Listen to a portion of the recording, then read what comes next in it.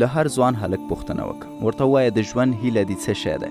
درته وایي ښکلی کور، لوکس موټر، ښایسته میرمن. خو د وخت په تېرېدو سره د موډرنې غلامۍ دام یې دا خوب مکمل له یاده وباسي. درته یوه کیسه کوم. کله چې ما لومړی ځل لپاره کمپیوټر واخیست، شپه او ورځ مې د جي ټي اے په نوم یو ګیم وهه. یوه ورځ مې پلار ته وویل چې پلاره ما په جي ټي اے کې یو ستر کور واخیست.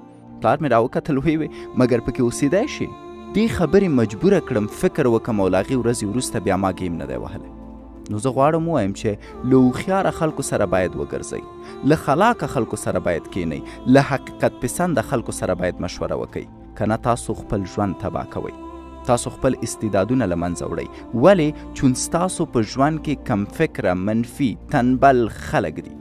اکثرا ستاسو چې فکر کوئ ډېر هوښیار نه یاست، ډېر لایقه نه یاست، ډېر تکړه نه یاست. پوهیږئ ولې؟ ځکه ستاسو چاپیریال منفي او محدود فکره خلکو نیولی دی. ډیری ځوانان چې را سره ویني اقتصادي ستونزه لري. ډیری د دوی لارورکي دي دا چې د چا ومني او څنګه پیسې پیدا کړي. انټرنیټ له داسې خلکو ډک دی چې تاسو ته د پیسو پیدا کولو لاره ښیي. څوک وایي په تمه شه ستا وخت به راشي، څوک وایي صبر ولره، څوک وایي در باندې ناوخته شوی بیړه وکړه، څوک وایي زما سره پلانکي کار کې ونډه واخله. خو نه، حقیقت دا نه دی. له 90 سلنه خلک خپل ژوند په غربت کې تیروي او غریب مړه کیږي. 90 سلنه خلک هیڅکله نشي کولی پیسه داره شي. نو لمړی ته باید پوه شي چې هیڅوک ستا له غم مړ نه دی. او دوهمه خبره د پیسه داره کېدو لپاره دا ده چې د هیڅ چا مشوره ونه مني.